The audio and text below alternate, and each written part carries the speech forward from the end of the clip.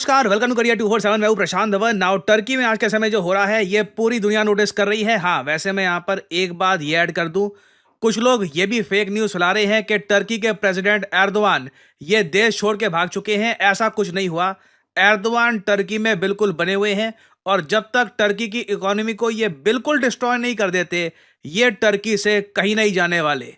यहाँ पे आप देख पाओगे टर्की ऑन फायर, ऐसे आर्टिकल्स वीडियोस आपको हर जगह मिल जाएंगी। कई आर्टिकल्स ये भी क्लेम कर रहे हैं कि टर्की अब एक डिक्टेटरशिप बन चुका है। माइंड यू 70% 80% डिक्टेटर नहीं, लिटरली ये लोग यहाँ पर कह रहे हैं टर्की की जो आज के समय हालत है, it is now pretty much A dictatorship. Erdogan ने यह कहा है कि जो आज के समय लोग प्रोटेस्ट कर रहे हैं टर्की की कैपिटल अंकारा में, जो लोग अराजकता फैला रहे हैं, इनके सामने टर्की सरेंडर नहीं करेगा। स्ट्रीट टेरर, ये इन्होंने नया नाम दिया यहाँ पर, स्ट्रीट आतंकवाद जो यहाँ पे आप कह लो, उसके अगेंस्ट टर्की कहीं भी सरेंडर नहीं करने वाला। ना यहाँ पे आप कहोगे टर्की में ऐसा क्या हो रहा है? वेल, विजुअल्स मैं आपको दिखाता हूँ। ना यहाँ पे आप लोग देख पाओगे ये वीडियो, ये है अंकारा, टर्की की कैपिटल। लाखों लोग इस वक्त सड़कों पे हैं, प्रोटेस्ट कर रहे हैं सरकार के अगेंस्ट, एर्दोआन के अगेंस्ट। और ये लोग कह रहे हैं कि एर्दोआन लिटरली टर्की को एक तानाशाही डिक्टेटरशिप की तरफ लेके जा रहा है। एक बार को यहाँ पे आप कह सकते हैं, मगर hasn't this been happening for a while now? काफी लंबे समय से होता ही आ रहा है ना। अचानक से ही लोग सड़क पे क्यों आ गए हैं? देखो, लोग भी ना जरूरत से जरा सड़क पे तब आते हैं। नंबर वन, एक तो अर्थव्यवस्था बहुत ज्यादा खराब हो चुकी हो, दूसरी बात उनको जेन्युइनली फील हो रहा हो कि जो कंट्री का लीडर है ही इज नॉट एबल, इसमें वो क्षमता नहीं है कि कंट्री को जेन्युइनली ये लीड कर पाए। और अगर यहाँ पे आपका सवाल ये है कि टर्की की इकोनॉमी को ऐसा क्या हो गया, और कुछ ये सुनने में आ रहा है टर्की के मेयर को कुछ जेल में डाल दिया गया था, उसका गुस्सा है। मेयर पे अभी मैं आऊंगा, मगर मैं आपको हमेशा बताऊंगा, देखिए, लोग सबसे पहले तंग तब आ जाते हैं जब उनकी जो क्वालिटी ऑफ लाइफ है, स्टैंडर्ड ऑफ लिविंग है, ये बहुत ही ज्यादा गिर जाए कुछ समय में। और एर्दोआन के अंडर टर्की के साथ यही हुआ है। मैं आपको एक चार्ट दिखाता हूं। आज से 5 साल पहले टर्की की जो करेंसी है लीरा, इसकी वैल्यू ये होती थी कि अगर आपके पास 11 या 12 इंडियन रुपीस हैं, उसके बदले में मिलता था एक लीरा। मुझे उस वक्त याद है, मैं कौन से चैनल पे था मुझे याद नहीं आ रहा। ये हर हफ्ते जो चैनल बदल लेता हूँ, इसका पैटर्न कभी लाइफ में बदलना पड़ेगा। खैर एनीवे, मैं किसी चैनल में था एक टाइम पे, मुझे याद नहीं आ रहा उसका नाम, बट मैंने उस वक्त वहां पे कहा था कि टर्की की जो करेंसी भी आपको दिख रही है ना, लीरा, ये 11 रुपी पर एक लीरा है, ये गिरेगी, फ्यूचर में जबरदस्त गिरेगी।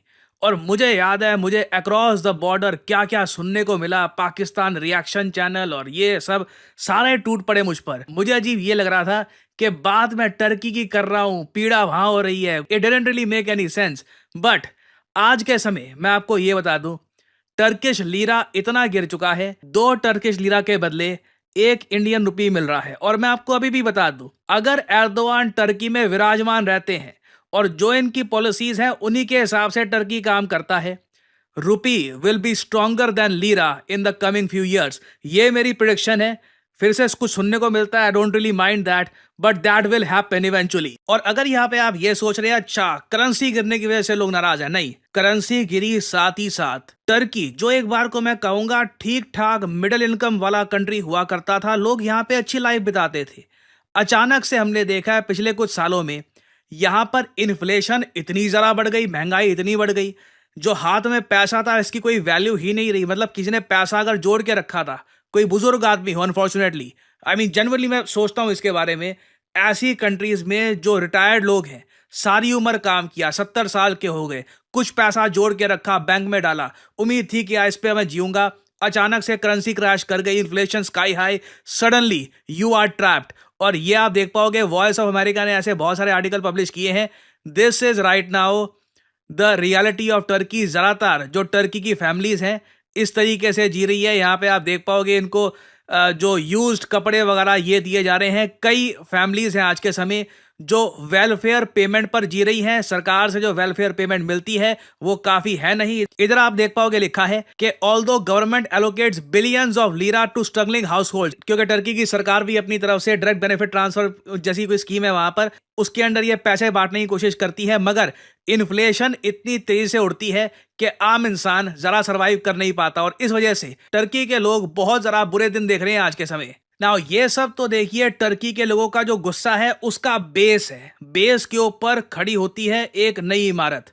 अब रिसेंटली क्या हुआ, एर्दोआन नर्वस हो गए। इकोनॉमी की तो बहुत ज़रा खराब हालत। इनको पता था कि अब ना इनको अपने जो पॉलिटिकल राइवल है इनको जेल में डालना होगा, नहीं तो आ जाएगी दिक्कत।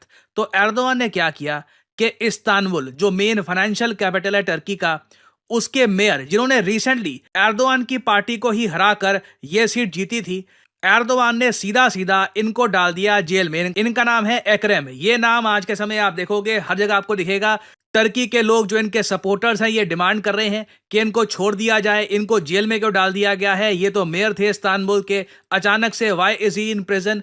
और अगर यहाँ पे आपका सवाल ये है क्या इनका भी थोड़ा सा अल्कोहल वाला पंगा हो गया था, नहीं नहीं, ऐसा कुछ नहीं है। इन पे तो देखिए एर्दोआन ने ऑलमोस्ट आप मान लीजिए सारे ही केस लगा दिए। Corruption, extortion, bribery, money laundering, supporting terrorism, particularly the PKK जो कुर्दिस्तान आतंकवादी जो संगठन है उसकी यहाँ पे बात कर रहे हैं।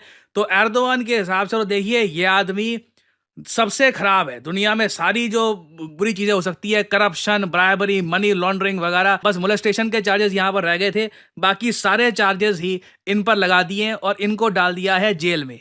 अब क्वेश्चन ये है कि सड़कों पे जो लोग प्रोटेस्ट कर रहे हैं, क्या ये लोग इस्तांबुल के जेल्ड मेयर को बचा पाएंगे, या फिर एर्दोआन बिल्कुल पावर करके इन सारे सपोर्टर्स को पीछे करके अपनी कुर्सी बनाकर रखेंगे और 2028 में जब इलेक्शन होने हैं टर्की में, तब की तब देखी जाएगी। एर्दोआन लिटरली टर्की को कन्वर्ट कर देंगे इनटू ए डिक्टेटरशिप।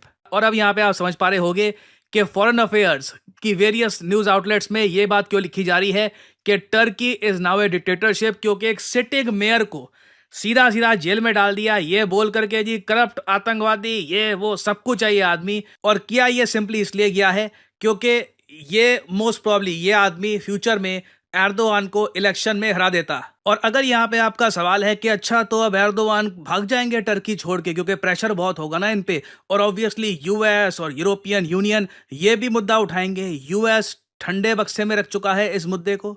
यूएसए को कोई चिंता नहीं है, यूरोप को कोई चिंता नहीं है, वो देख भी नहीं रहे यहाँ पर क्या हो रहा है क्या नहीं हो रहा। 3 दिन से प्रोटेस्ट हो रहे हैं, ना यूएस ना यूरोप से कोई स्टेटमेंट आई है। No one is saying anything. Turkey में लग रहा है कि एर्दोआन विराजमान रहेंगे। जो भी न्यूज आ रही है कि वो भाग जाएंगे, भाग गए वगैरह, अभी तक तो एज ऑफ नाउ लग रहा है कि कुछ ऐसा होने नहीं वाला। बिल्कुल ये बने रहेंगे और जब तक इंडियन रुपी लीरा के स्ट्रॉन्गर नहीं बन जाता तब तक एर्दोआन कहीं पे जाने वाले नहीं है। सो या that is happening right now. एक पॉसिबिलिटी ये है कि अगर ये जो प्रोटेस्टर्स हैं बहुत ही वायलेंट हो गए, मगर तब भी एर्दोआन के पास बहुत सारी ऑप्शंस है। ये मिलिट्री डिप्लॉय कर सकते हैं, इमरजेंसी घोषित कर सकते हैं, मार्शल लॉ घोषित कर सकते हैं। अभी तो एर्दोआन ने अपनी प्लेबुक में जो भी इनके पास ट्रिक्स हैं सारी यूज करी भी नहीं है।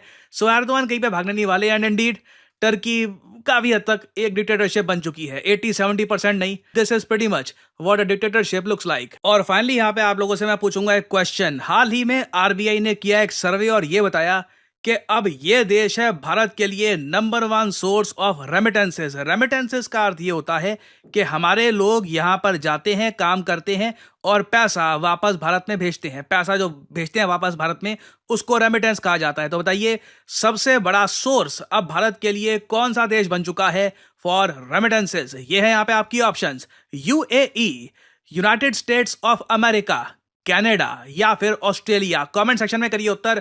जो लोग देंगे सही आंसर उनकी कमेंट को मैं दे दूंगा हार्ट, ताकि बाकी लोग समझ पाएं कि सही उत्तर क्या है। जय हिंद दोस्तों, वीडियो काफ़ी लेटेस्ट और काफ़ी इंटरेस्टिंग थी। आई होप आपने वीडियो बहुत ही ध्यान से देखा होगा।